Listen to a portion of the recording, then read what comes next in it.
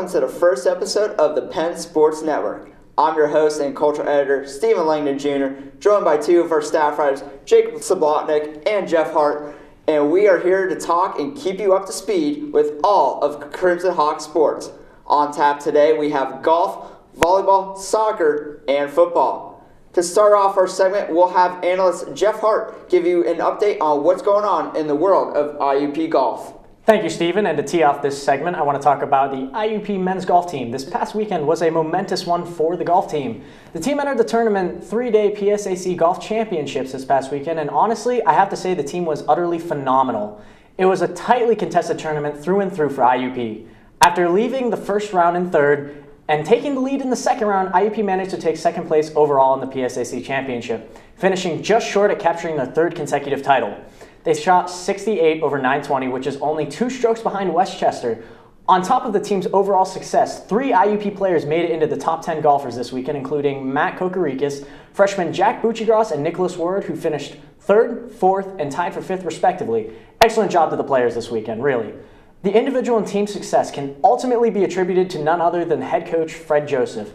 Coach Joseph formally announced that this would be his last tournament as the coach of the team, with Coach Joseph being one of the most respected coaches in IUP sports history with a number of accomplishments, including 13 PSAC championships. This was truly a monumental and emotional decision for Coach Joseph, the golf team, and all of IUP athletics. Stepping aside from all the accolades, let's take a look at the IUP women's volleyball team, and boy do we have some highlights to cover. The team has 4 games left as of today, none on their home turf, and they head off with a 7-19 record overall, a 3-10 in the PSAC Southwest Division. But they have lots of time within the next few years to rebuild and improve their team. Head coach Scott Pennywell is left with a team of young athletes who look to break out within the next year or two. To me, he is the John Gruden of the PSAC volleyball division. He has a star-studded team and an excellent game plan and an early offensive attack, but he took his primary year to observe the competition and plan for the road ahead. Fans were treated to a poor season performance, but that doesn't mean that the Lady Hawks should be counted out. The former conference championship contenders have 2 seniors leaving due to graduation in liberos Jess Marut and Brianna Damiani. Both have the skill sets that were utilized on the court all season, but they have players who can step up to fill in the gaps. And when I say that, I'm talking about 2 dominant factors, middle blocker Jessica Ignis and outside hitter Kylie Osborne, who, let's not forget, is only a freshman. On the season, they combined for 31 kills, 34.5 total points, and 26 digs, Osborne tallying over 80% of those digs. Nothing spells total decimation on the court quite like this dynamic duo. I'm making a bold prediction by saying by their senior years, they will have earned the honors of the All-PSAC team. Although they will miss the playoffs this season, they have a squad that can rally for 3 more potential playoff pushes in the coming seasons. It will be interesting to see how far they can push themselves next season. Back outside and onto the pitch, we talk about women's soccer. The team is currently 7-1 for the season. Unfortunately, though, they are on a 3-game skid, losing to Edinburgh, 8th-ranked Kutztown, and Lock Haven. In those games, the team has been outscored 9-1, with the team playing at home the last 2. As far as the team leaders go, freshman forward Mahogany Willis has been leading this goal scorer with 11 goals in her last 15 games. 4 of those 11 have been match winners. For the assist leaders, senior forward Katie Conti has racked up 10 and has also added 3 goals in her 15 games played. The team will head to Erie for the next 2 games to play Gannon and Mercyhurst before playing their final game of the season Saturday on Senior Day against Westchester here at South Campus Field at 1:30 p.m. Moving on, we have some Crimson Hawks football to talk about. The Crimson Hawks won 43-34 in the horrendous conditions. Guys, what are your thoughts? Well, quite honestly, I think after overcoming a 6-hour lightning delay, IUP came out strong, and despite only winning by 9 points, they put up some great numbers. Lenny Williams named IUP Player of the Week for male side of sports. Honestly, I have no complaints about that. Justice Evans looking strong as usual. We didn't see much of Chris Temple that game, but I think coming up next week or this coming week against Seton Hill, we're going to see a lot more out of them. All I saw from the football team this week was what I've been wanting to see all season long. I saw that competitive drive. I saw that they had the desire to win, and they got all their key players going in Lenny Williams, Justice Evans, just like you said. And I think that's the key to their game, is getting those players going and getting that getting that competitive fire going underneath them. I think that they have a lot to look forward to this season. I think they've overcome that hard streak in the past few weeks, and I think they're really going to do some great things this season. Yeah, I was really excited to see, although the weather delays really affected both teams, I think, in many ways.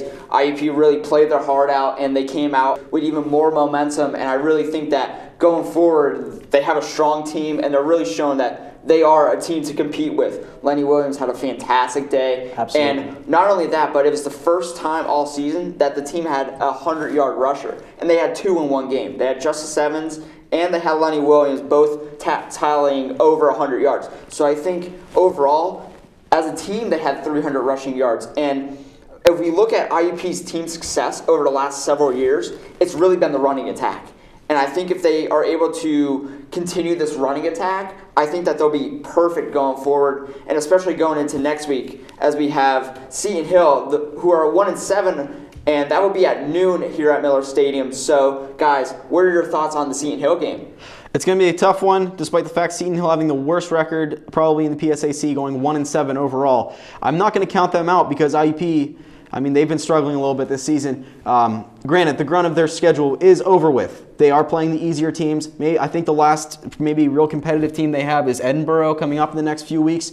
I expect big things out of IUP. I think Lenny Williams is going to carry the momentum from Clarion game and bring it into the Seton Hill game. I definitely think that he's going to put on a show for the hometown crowd. And again, I think that with Samir Bullock still being out with that injury for yet another week, I think Chris Temple's going to really step up his game, as well as Justice Evans continuing going forward.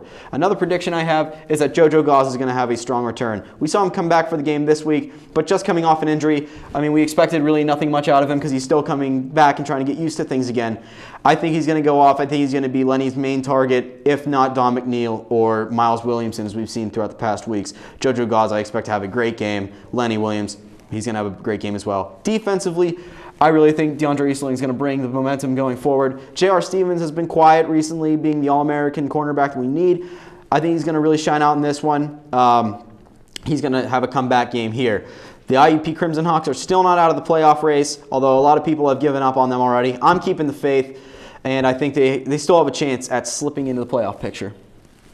Well, I think the key for IUP this season is to just keep that momentum going. We already discussed how they had a huge win coming over Clarion and then on to this week. The worst thing we could do now is take teams like Seton Hill for granted. Even though they are 1-7, it is typically the losing teams that play their hearts out because they have the most to prove, because they want to show that their season isn't a waste. So as long as IUP keeps their head on straight, I think we have a lot of great players. Lenny Williams, the coaching is great. Justice Evans, like you guys said, we had 2 100-yard rushers this past week in that awesome win against Gannon. So honestly, I think the key is to just keep the momentum going, keep focused, and don't play down to our opponents. One of the big players last week is Tillman. Tillman racked up 2 sacks on the day, and their defenses look strong. Although they gave up a lot of yards rushing, Gannon has one of the best young talents in that running back that they had. He was just trucking over players like they were nothing. It was like watching Marshawn Lynch. That's the only comparison I have for him, because he was just busting over players like they were nothing. He was busting over Nick Amendola, who we've seen all year has been a fantastic tackler, one of the best probably of their season, and he was just bull rushing him. So, but overall the defense just played fantastic. It's hard to get your cleats in in that crappy field, especially when it's downpouring as bad as it was. And I think this week is really going to show that they are the team to beat, especially with a Seton Hill team that's only 1-7. Although I'm not going to count them out, I definitely believe that IUP can put up a good 50-burger on them. Well, here's another thing. You mentioned how they had a star-studded running back for Gannon last game. You can't really help nothing but pure talent, honestly, and Gannon had that. Fortunately, I should say, IUP was able to stop them later in the game. But Seton Hill, they really haven't put much on the board. Their defense has been holding the ground mostly. You got to think some of the weight's going to be taken off their shoulders. But, Tillman, 2 sacks per game. IUP coming into this game, I think it was, averaging 6 sacks a game, leading the PSAC. I wouldn't doubt IUP defense at all. I think they're going to come out strong.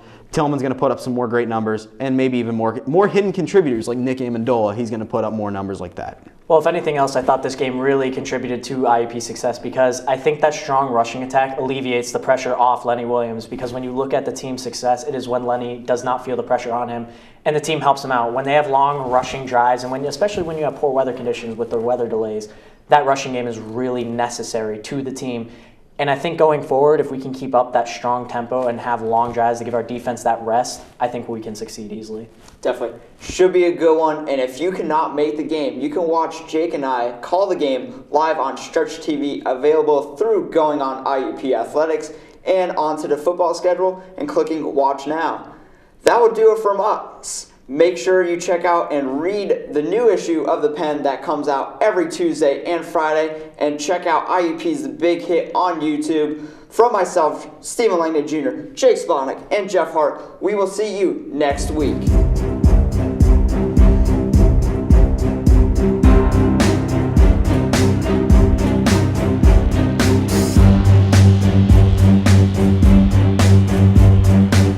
I expect big things out of IUP. I think Lenny Williams is going to carry the momentum from Now, what was the last game they played? I forgot. Oh, Clarion. Clarion. He's going to carry over the momentum.